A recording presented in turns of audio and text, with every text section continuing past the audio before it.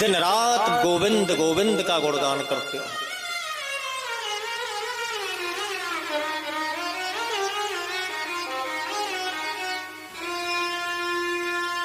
और यही कहते हैं, प्रभु मेरी आपके चरणों में सदा सदा प्रीत का बनी रहे। एक बार सत्संग हो रहा था तो सूरदास जी महाराज सत्संग में गए। संध्या निकल गई, रात्रि के 9 बज गए। जितने भी सत्संग में आए हुए थे वो अपने अपने घर को चले गए। कोई शेष नहीं रहा उस हॉल में। अब कोई जयकारा भी नहीं लगाता है। सूरदास जी हैं, उन्हें क्या पता कौन आ रहा है कौन जा रहा है, हॉल में कोई शेष रहा है कि नहीं। उन्होंने तो यही समझा कि शायद सत्संग सुनने वाले अभी बैठे हैं, लेकिन वहां तो कोई भी नहीं है। जब किसी की आवाज नहीं आई, न घंटी बजती है, न घड़ियाल बजते हैं, न कुछ, सूरदास जी महाराज ने जाना कि जितने भी सत्संगी थे अपने अपने घर को चले गए। अब मुझे भी जाना चाहिए अपनी कुटिया पर। लाठी ले टेकते टेकते अंधेरे में, वैसे ही अंधेरे था, दृष्टिहीन थे, चले जा रहे अपनी कुटिया की ओर, लेकिन रास्ता भटक गए। जैसी आगे चले, आगे एक कुआं सामने पड़ा। मेरे गोविंद ने देखा कि अगर एक कदम भी सूरदास जी आगे बढ़ाएंगे तो इस कुएं में गिरकर के इनकी मृत्यु हो जाएगी,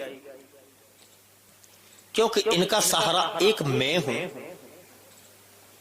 मेरा ही आसरा है और कोई दूसरा नहीं है। और अगर मेरा भक्त इस प्रकार से कष्ट भोगे, देखिए भक्त हम कहते हैं ना कि जो भक्ति करता है उसी को कष्ट क्यों होता है? इसलिए होता है कि उनकी भक्ति पक्की नहीं है, कच्ची है। पानी का घड़ा जल्दी क्यों फूटता है? हमने एक बार पानी भर लिया, 2 बार भर लिया, लेकिन जरा सी हिलने से, डुलने से, किसी टकराने से टूट जाता है। क्यों? क्योंकि वो पूर्ण रूपे पका नहीं, कच्चा था वो। जितना घड़ा पक जाएगा, पक करके तैयार हो जाएगा, उतनी उसकी लाइफ बढ़ जाएगी, उतना ही अधिक चलेगा। कितना भी ठोको बजाओ, जितना बजाओगे उतना ही आवाज करेगा। तुलसीदास जी महाराज कहते हैं कि राम नाम में जो पूर्ण समर्पित हो जाता है तो उसकी रखवाली मेरा गोविंद करता है।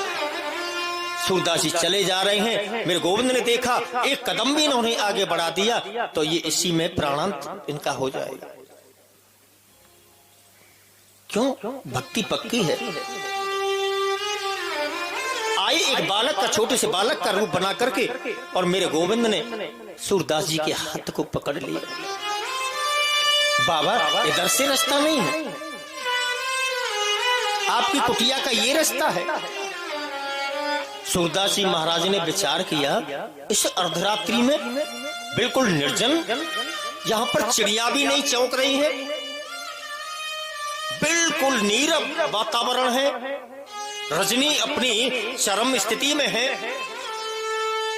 एक छोटा सा बालक यहां कैसे आ सकता है? बेटा तू कौन है? बाबा अपना नाम बताया। मेरा नाम गोपाल है। गोपाल? सूरदास जी महाराज जान गए भक्त से भगवान छुपे नहीं रह सकते, कि जरूर मेरा गोविंद है। और अपनी लाठी को पकड़ के चलने, धीरे धीरे धीरे धीरे करके अपनी लाठी बात करते जा रहे हैं। और गोपाल कैसे हाल है? घर में सभी सुख चैन है, मंगल है।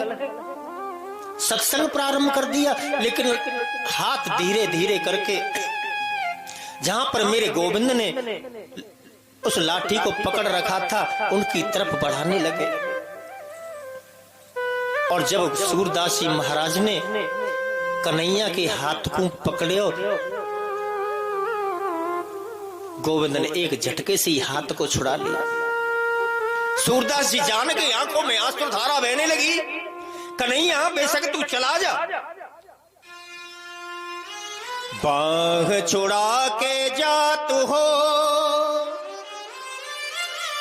निबल जान के मोह, हृदय से जब जाओगे मर्द बखानो तो,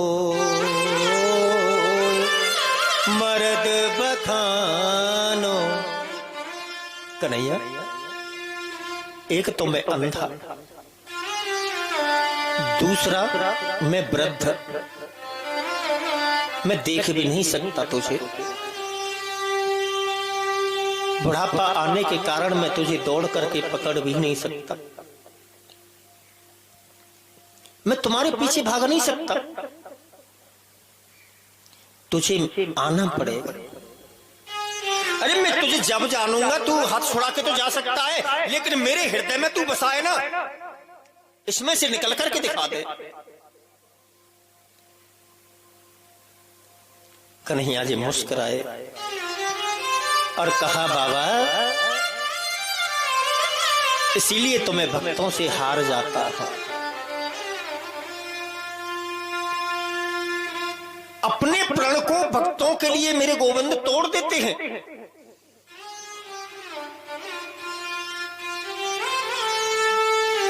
प्रेम की खातिर, प्रबल प्रेम के पाले पड़कर, प्रबल प्रेम के पाले पड़कर, प्रभु को नियम बदलते देखा, प्रभु को नियम बदलते देखा। अपना मान भले टल जाए, पर भक्त का मान न टलते देखा,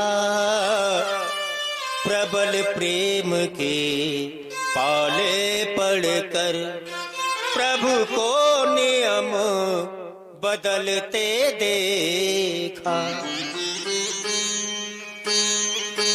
तो नाम की महिमा, जिसने भी नाम लिया उसी का मेरा राम बनकर के उसके दरवाजे पर पहुंच जाते हैं। वो ऊंच नीच छोटा बड़ा कुछ नहीं देखते, क्योंकि राम का नाम कैसा है, राम नाम कल अभिमत दाता, हित परलोक लोक पित माता। राम जी का नाम कैसा है, सब कुछ देने वाला है। अगर यहाँ संसार में रहकर के नाम जपोगे तुम्हारा मान सम्मान बढ़ेगा, सब कुछ प्राप्त होगा।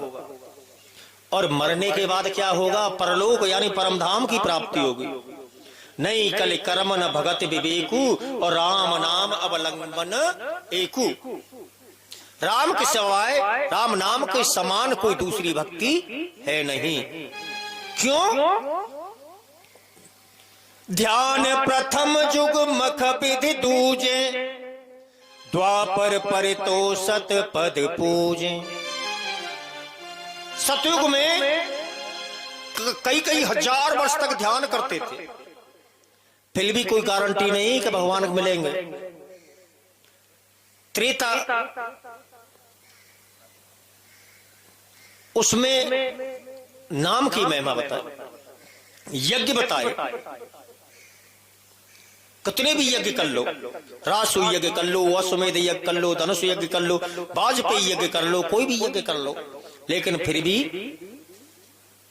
कोई पता नहीं भगवान का कृपा प्रसाद मिलेगा कि नहीं मिलेगा। द्वापर में मूर्ति पूजा बताई, और कलयुग में तो केवल और केवल सरल बताया क्या, नाम जपत मंगल देश दसहु। भगवान के नामों का गुणानुवाद करो बस, और कुछ नहीं करो।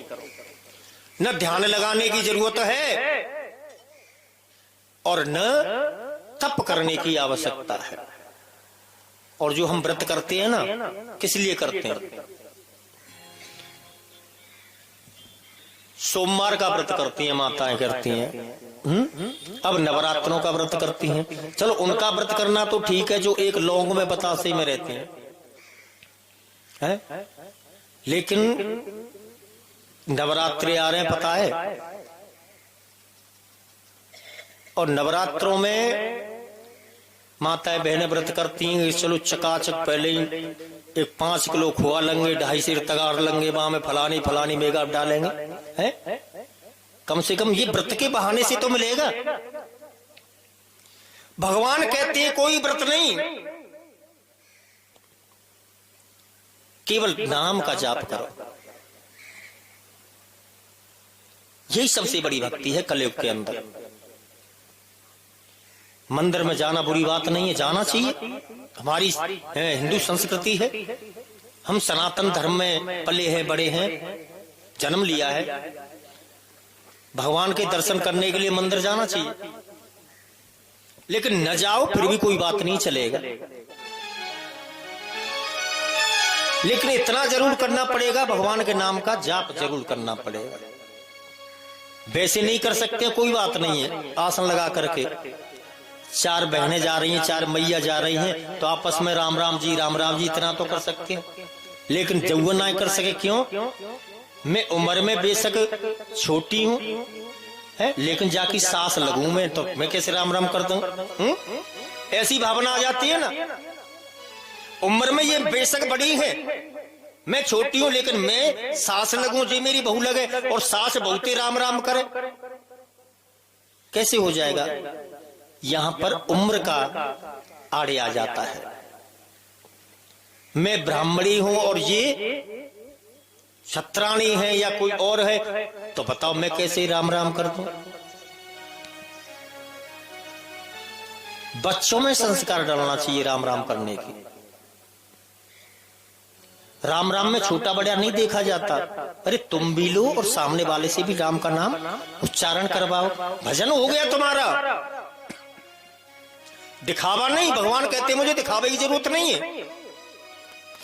कोई तिलक लगा करके आए तो चलेगा, नहीं लगा के आए तो भी चलेगा। शिखा बंधन करके आए तो चलेगा, नहीं चले आएगा तो चलेगा। मैं तो सबको अपनाता हूं, पापी से पापी को भी अपनाता हूं, चोर को भी अपनाता हूं, डकैत को भी अपनाता हूं। एक बार एक चोर और चोरी करके लाया, और चोरी करके और जैसे जंगल में पहुंचा, रात्रि हो गई, वर्षा होने लगी। अब तो घबराने लगा, कहां जाऊं मैं माल सहित, अगर मुझे पुलिस वालों ने पकड़ लिया तो क्या होगा?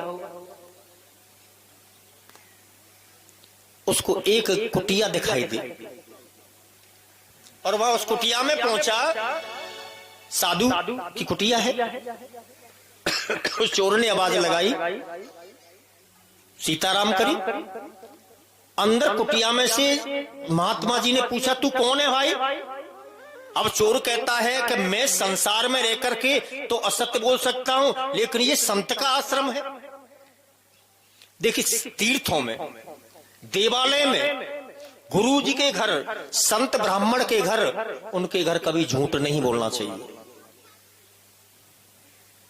तो उस चोर ने विचार किया कि ये संत आश्रम है, मैं यहां असत्य भाषण नहीं बोल सकता, और कह दिया मैं चोर हूं। संत जी ने कहा, तो फिर तू यहां चोर है तो यहां क्यों आया? महाराज रात्रि हो गई है, चोरी किया हुआ धन मेरे पास है, अगर आप इसमें से चाहो तो कुछ ले लेना।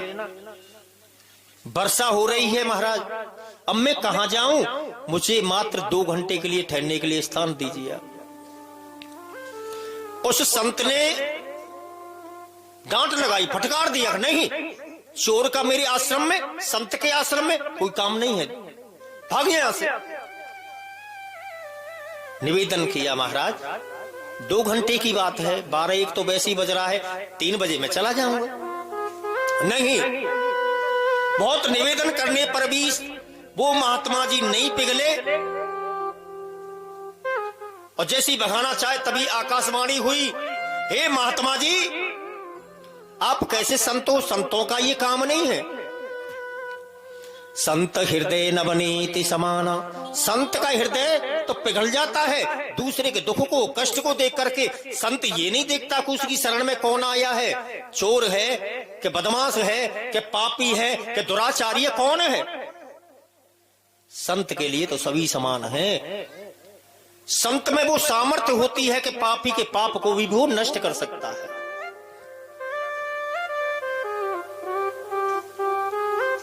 तो उसको क्यों भगा रहा है? तभी संत जी ने कहा हमारा ये चोर है और मैं संत हूं, और संत के आश्रम में चोर का क्या काम, इसी स्थान में कैसे दे सकता हूं।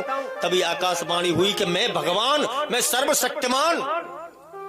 तुझे तो आज पता लगी है, तेरे आश्रम में आया है कि ये चोर है, लेकिन मुझे तो तभी पता था, इसका जन्म हुआ था तब कि ये आगे चल करके ये चोर बनेगा।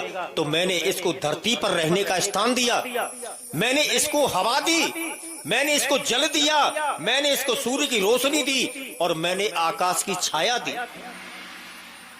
मैंने तो इसको संसार से विदा नहीं किया। लेकिन तू 2 घंटे का इस आश्रय नहीं दे सकता, सहारा नहीं दे सकता, इसको आसरा चाहिए 2 घंटे का, तू कैसा संत है। तो ये नाम की महिमा। तो कलयुग में जो राम का नाम लेगा वो भव से पार हो जाएगा, बाकी कोई भजन करने की जरूरत नहीं है। आपस में 4 मिल जाएं। अच्छा एक बात बताओ, जब 4 शराबी मिलते हैं, जब क्या करते हैं वो शराब पीते। 4 चोर मिल जाते हैं तो वो चोरी करते हैं। तो 4 नशेबाज मिल जाते हैं तो क्या करते हैं, वो नशा करते हैं। और 4 भक्त लोग मिल जाते हैं, वो क्या करते हैं, सत्संग करते हैं।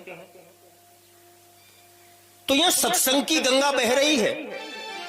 तो आज से ये नियम ले लो कि न तो कोई बड़ा है न कोई छोटा है, केवल एक नियम ले लो, सब सभी से राम राम करेंगे आपस में एक दूसरे में, है ना।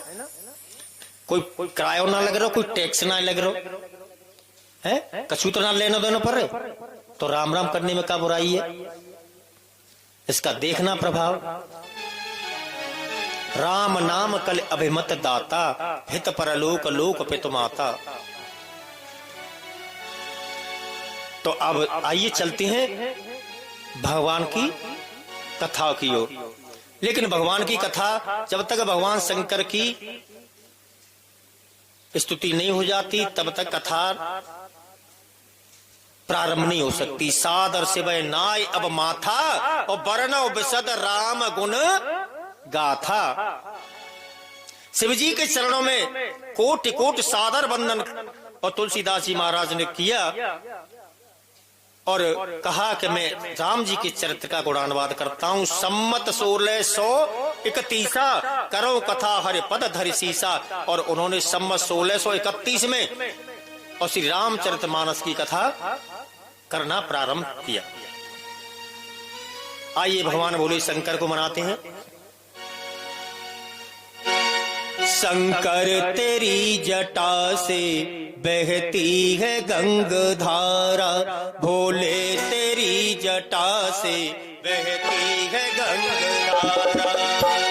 तेरी जटा से बहती है गंगाधारा, भोले तेरी जटा से बहती है गंगाधारा। काली घटा के अंदर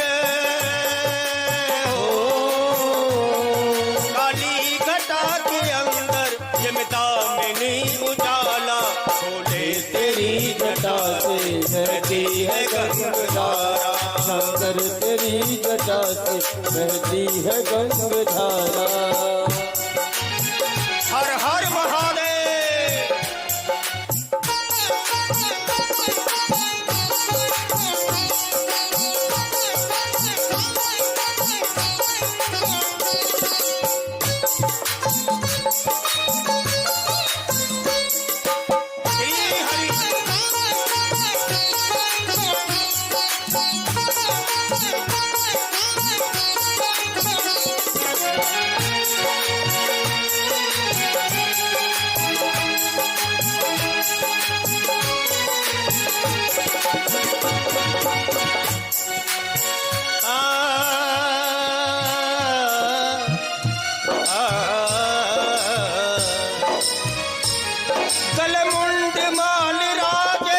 ससुराल में विराजे। गलमुंड माल राजे ससुराल में विराजे। गलमुंड माल राजे ससुराल में विराजे। गलमुंड माल राजे ससुराल में विराजे। डमरू निशान बाजे, ओ डमरू निशान बाजे, कर में त्रिशूल धारा, बोले तेरी जटा से बहती है गंगाधारा। शंकर तेरी जटा से बहती है गंगाधारा।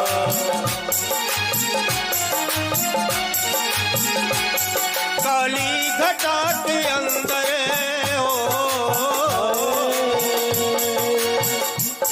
काली घटा के अंदर दामिनी उजाला, बोले तेरी जटा से बहती है गंगाधारा। शंकर तेरी जटा में बहती है गंगाधारा। श्री हरि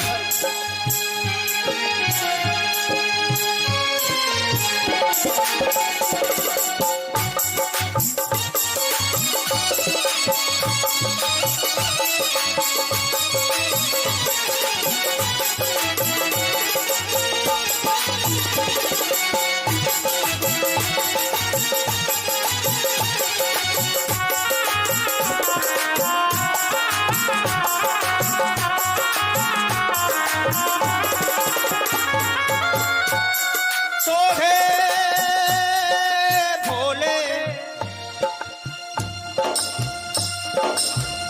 सोहे नित्य तेजी राशि, कटनाग पास बासी। तेवासी कटनाग पासवासी।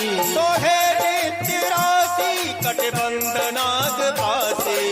इतने दिवासी कटनाग वासी। गिरजाग संग दासी,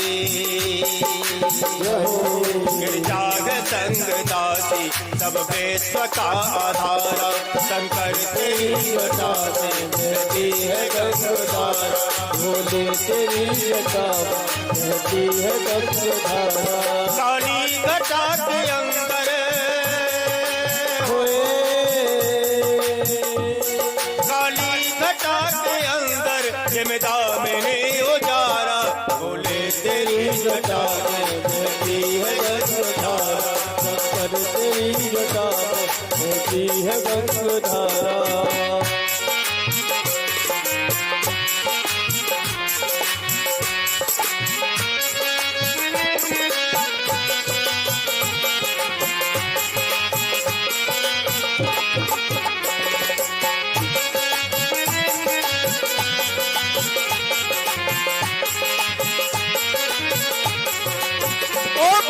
भरते ओ भरते भरते मेरी झोली भरते तू मेरे भोले बाबा। भरते झोली मेरी भोले बाबा, तेरे दर से न जाऊंगा खाली। ओ भरते झोली मेरी भोले बाबा, लौट कर मैं न जाऊंगा खाली। ओ भरते झोली मेरी भोले बाबा, भरते झोली मेरी भोले बाबा, लौट कर मैं न जाऊंगा खाली। भरते झोली मेरी भोले बाबा, लौट कर मैं न जाऊंगा खाली।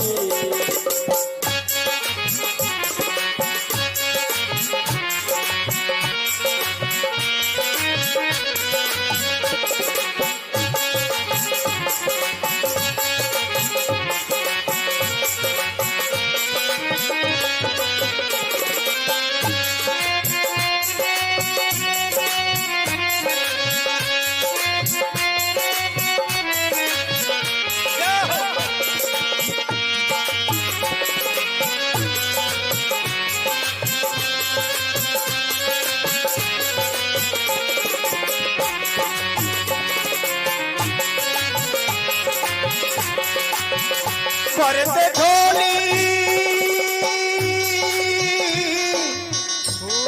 मेरी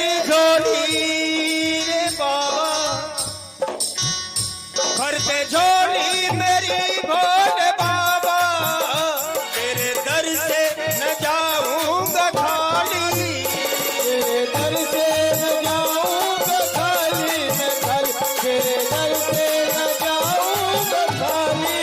ओ भर दे झोली मेरी भोले बाबा, भर दे झोली मेरी भोले बाबा, तेरे दर से न जाऊंगा खाली।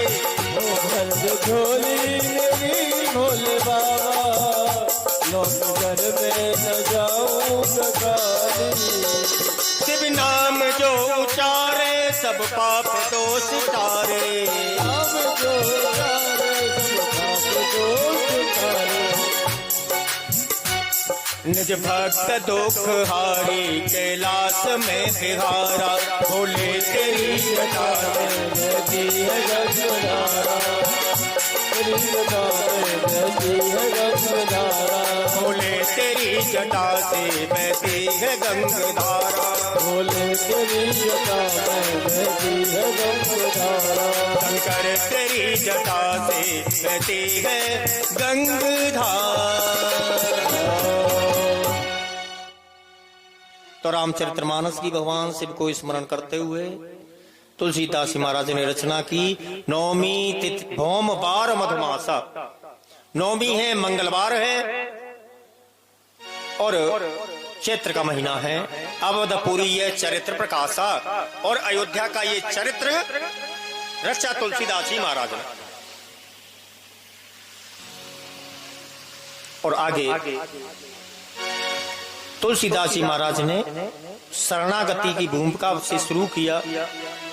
अब कर्म की भूमिका प्रारंभ होती है भरद्वाज ऋषि के आश्रम से। भरद्वाज मुनि बसहि प्रयागा, भरद्वाज मुनि बसहि प्रयागा, बसहि प्रयागा, भरद्वाज मुनि बसहि प्रयागा, भरद्वाज मुनि बसहि प्रयागा। तिनहि राम पद अति अनुरागा, नहीं राम पद अति अनुरागा। भरद्वाज मुनि बसहि प्रयागा।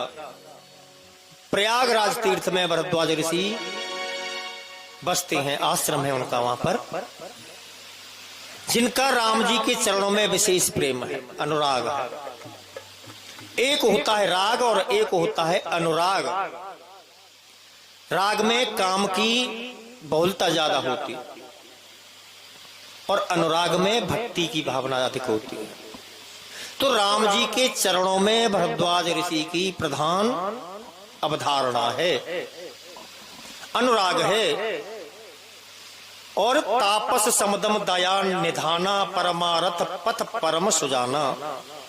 तपस्वी है, साम दाम सभी यम नियमों का वो पालन करते हैं, दूसरों के हितकारी हैं, परमार्थ सिद्ध करने वाले हैं। और तभी मकर संक्रांति आई। माघ मकरगत रब जब होई, तीर्थ पते आव सब कोई। प्रयागराज में स्नान करने के लिए तीर्थ में जाते हैं। तो जो मकर संक्रांति का जो स्नान होता है पर्व, वहां पर माघ का महीना है, मकर की संक्रांति है, अर्थात सूर्य नारायण मकर राशि में प्रवेश कर गए। तो जो तीर्थों का राजा है प्रयागराज, वहां पर सभी संत पहुंचे, समागम हुआ संतों का। देव दनुज किन्नर नर श्रेणी, सादर जय सकल त्रिवेणी। और वहां पर बड़े बड़े ऋषि मुनि, देव दनुज किन्नर सभी वहां पर आए, सभी ने मज्जन पान किया, स्नान किया और वहां भगवान शिव की और चर्चा की। सभी तपस्वी थे।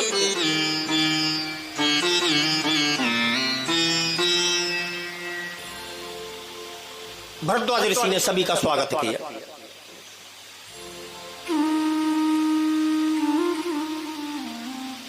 और जब धीरे धीरे समय व्यतीत हुआ, सभी संत अपने अपने घर को जाने लगे।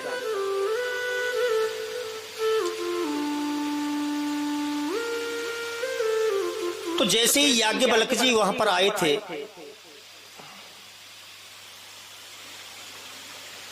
तो याज्ञवल्क्य जी ने भी भरद्वाज ऋषि से जाने की अनुमति मांगी। याज्ञवल्क्य मुनि परम विवेकी, भरद्वाज राखे पद टेकी। भरद्वाज ऋषि ने सबको तो अनुमति दे दी, लेकिन याज्ञवल्क्य ऋषि को उनके चरणों में अपने सिर को रख दिया कि महाराज मैं आपको जाने की अनुमति नहीं दूंगा।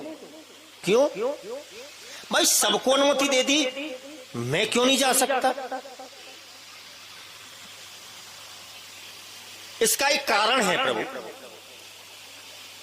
और मेरे जो कारण है, जो संशय है, उस संशय को आप ही दूर कर सकते हो बस। नाथ एक संशय बड़ मोरे, करगत वेद तत्व सब तोरे। हे नाथ, हे स्वामी, मेरे मन में एक संशय है, और अगर आप उस संशय को दूर कर दे तो। अच्छा एक बात बताओ, राम कथा में इसमें रस आनंद आ रहा है कि नहीं आ रहा है? नहीं आ रहा है, मुझे लग रहा है कि नहीं आ रहा है, क्योंकि ये राम जी की कथा है। राम जी पार करते हैं वो धीरे धीरे करके। कैसे करते हैं? धीरे धीरे। और कन्हैया जी ने तुरंत हाथ पकड़ लेते हैं और तुरंत झटके में बेड़ा पार कर देते हैं। राम जी की कथा ही ऐसी है, मैं क्या कर सकता, लेकिन ये दिव्य कथा है। अभी तो भगवान का जन्म भी नहीं हुआ है, आनंद तो आएगा। अभी प्रकट हो जाएंगे राम जी, तभी तो आनंद आएगा। तो भरद्वाज पूछते हैं कि मेरे मन में एक शंका है, और उस शंका का समाधान आप ही कर सकते हो, क्योंकि आप सभी वेदों के तत्व को जानने वाले हैं। याज्ञवल्क्य जी ने पूछा कि क्या शंका है, आप बताइए। तो याज्ञवल्क्य जी से भरद्वाज ऋषि से कहते हैं, मैंने राम के नाम का बहुत प्रभाव सुना है। राम नाम कर अमित प्रभावा, संत पुराण उपनिषद गावा। जिनकी संत भी गाते हैं, पुराण भी गाते हैं, और उपनिषद भी गाते हैं, वेद नेत नेति करके गाते हैं। ऐसे उस राम के नाम का प्रभाव है। लेकिन क्या एक राम अबुधेश कुमारा, तिन कर चरित विदित संसारा। एक राम तो अयोध्या नरेश महाराज दशरथ जी के पुत्र हैं, इनको सारा संसार जानता है। और वो कैसे हुए? नारे बिरह दुख लगे हो अपारा, भयउ रोष रन रावण मारा। जो जिनकी जो माता थी कैकेयी, उन्होंने इनके पिता से दो वरदान मांगे महाराज दशरथ जी से। अपने पिता की आज्ञा से ये वन में गए। वन में इनकी पत्नी का रावण ने हरण कर लिया। पत्नी के हरण करने के कारण रोष में भर कर, क्रोध में भर करके उस रावण का वध किया। तो हे प्रभु, मुझे ये नहीं पता कि अगर वही दशरथ नंदन अयोध्यावासी राम ही ब्रह्म है कि कोई दूसरा राम है वो जिनका नाम भगवान शिव जी भी गाते हैं। एक राम दशरथ का बेटा, एक राम घट घट में बैठा।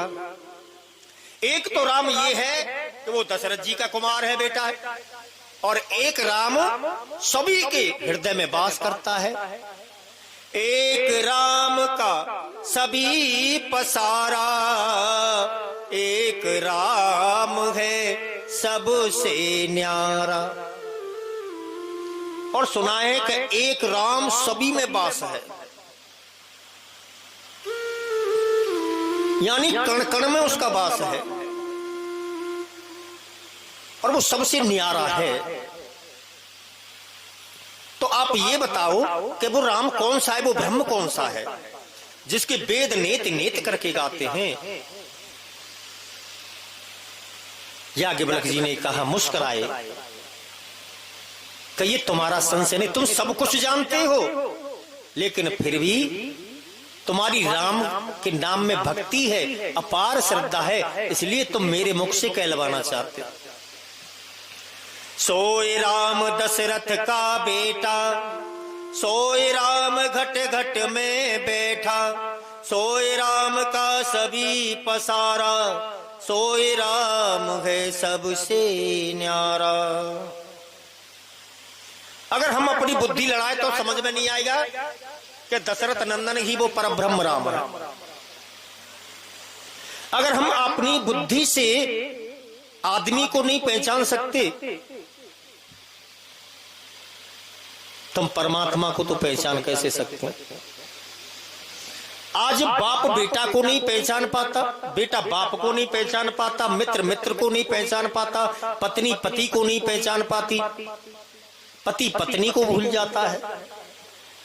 सब में स्वार्थ भरा हुआ है, और अगर जब स्वार्थ से परे हो जाएंगे तो सभी एक दूसरे की जानकार हो जाएंगे। बहुत से तो ये भी कहते हैं कि कोई परमात्मा नहीं है, राम परब्रह्म नहीं है, कृष्ण परब्रह्म नहीं है। चलो कोई बात नहीं, तुम नहीं मानते तो मत मानो, कोई फर्क नहीं पड़ता।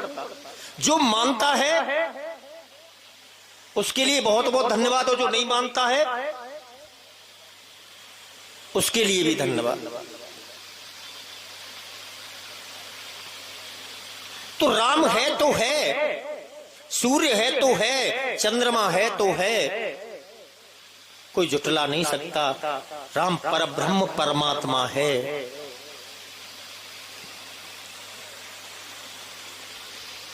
ये तो मानने वाली बात है। एक संत जी और किसी गांव में गए,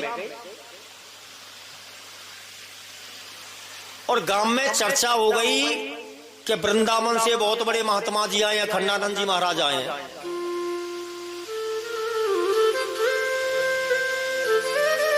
तो गांव के लोग जो सत्संगी थे वे इकट्ठे हो गए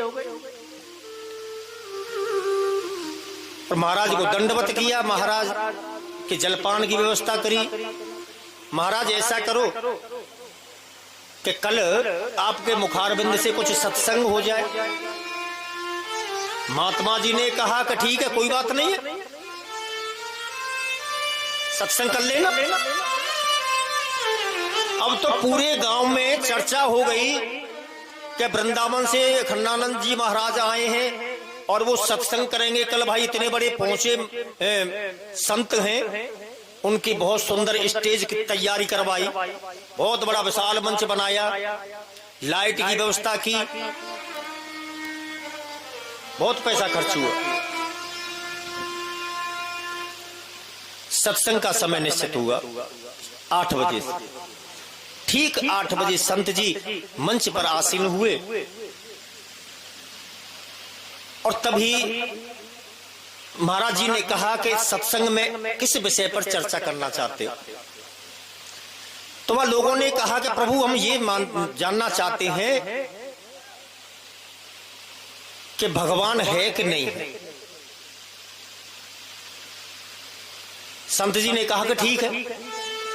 अब संत जी ने एक प्रश्न पूछा, आप ये बताइए, आप में से कितने लोग मानते हैं कि भगवान है और कितने नहीं मानते हैं कि राम भगवान है? कितने मानते हैं कि राम भगवान नहीं है? तो जो भगवान राम जी को जो भगवान मानते थे, उन्होंने हाथ उठा दिया कि भगवान है, राम जी भगवान है, परम ब्रह्म परमात्मा है।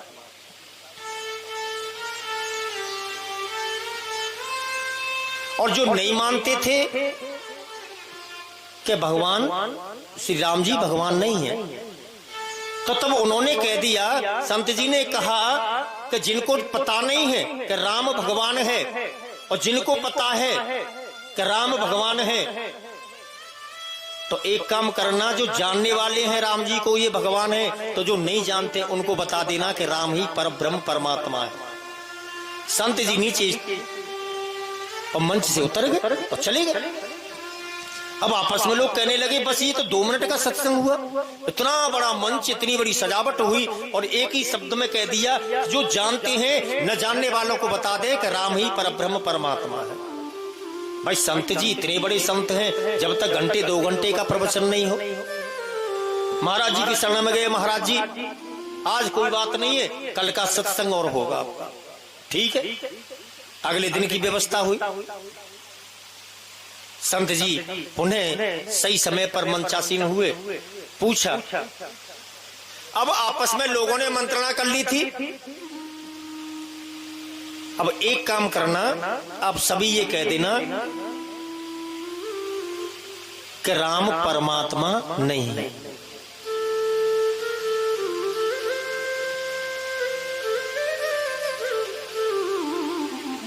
तो संत जी ने पूछा, ये बताइए, कल का वही प्रसंग कि राम परमात्मा है कि नहीं है। सभी ने हाथ खड़े कर दिए, महाराज हमें नहीं पता है राम परमात्मा है कि नहीं है। जब किसी को पता ही नहीं है तो भाई हम तुमको क्या बता सकते हैं?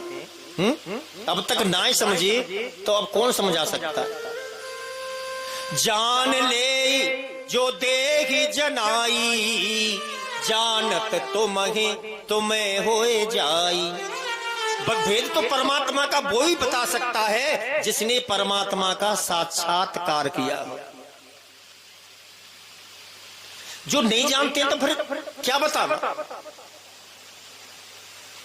अगर किसी से पूछा जाए कि तुमने बंबई देखी है, जिसने नहीं देखी वो कैसे कह सकता है कि बंबई कैसी है? तो जिसने देखी है वो ही कह सकता है कि बंबई ऐसी है।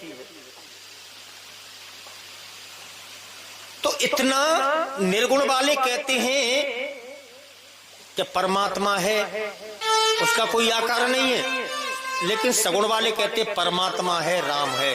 तो जागर बल्कि जी ने कहा कि देखो तुम जानते हो सब, लेकिन तुम्हारी भक्ति है, तुम्हारी प्रीति है परमात्मा श्री राम जी के चरणों में, परम ब्रह्म के चरणों में, इसीलिए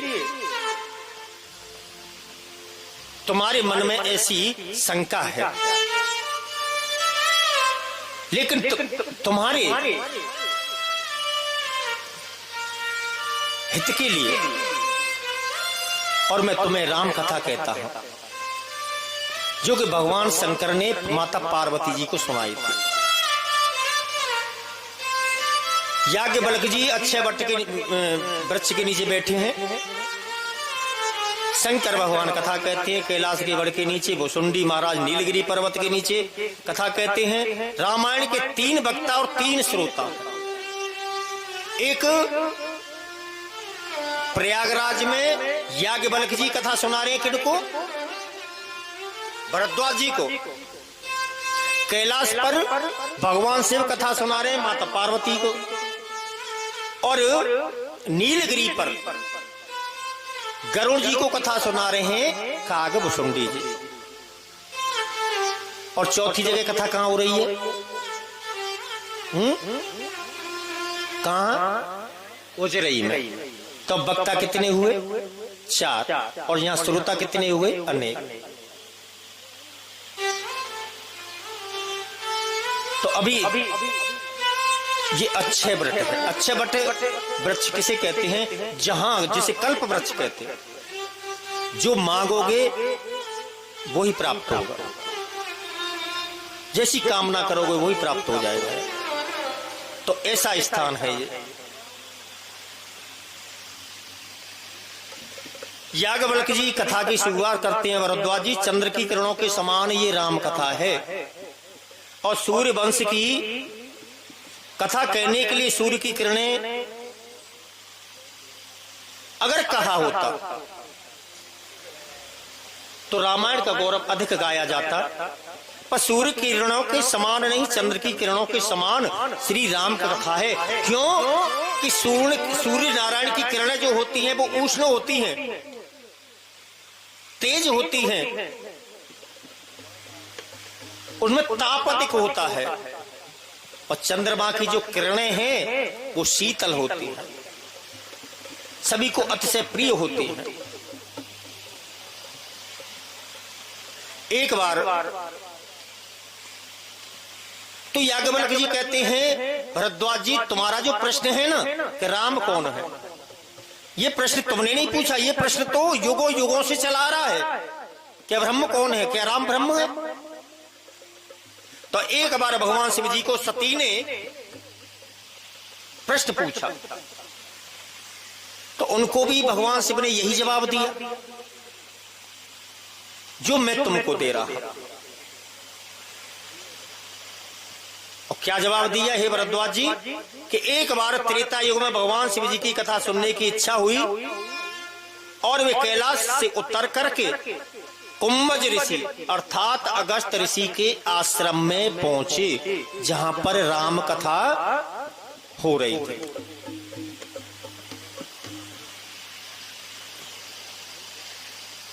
आश्रम में जैसे ही भगवान शिव सती जी के साथ पहुंचे, खड़े होकर के अगस्त ऋषि ने उनका सम्मान किया, एक श्रेष्ठ आसन दिया,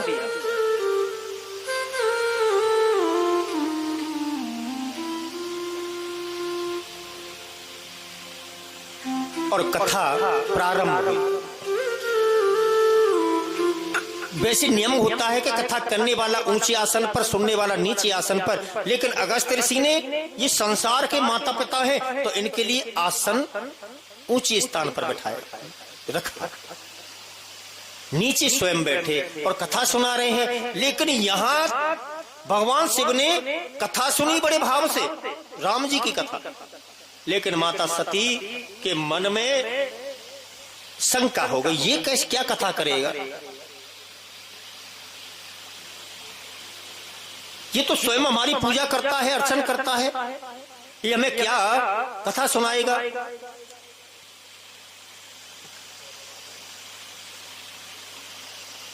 और जिस राम के साथ, राम कथा के साथ जिसका संबंध होता है, वह जाति पात कुल धर्म बड़ाई मान सम्मान वो कुछ नहीं देखता।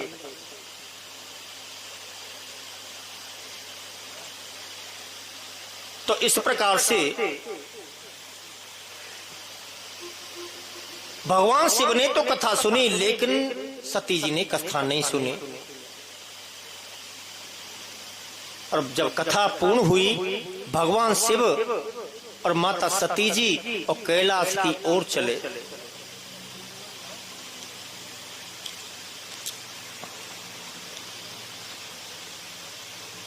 याज्ञवल्क्य जी कहते हैं, भरद्वाज जी, राम कथा सुमुनि बरज बखानी, सुनी महेश परम सुख मानी। राम जी की कथा अगस्त ऋषि ने सुनाई, भगवान शिव ने तो सुनी बड़े ध्यान से, लेकिन सती ने नहीं सुनी।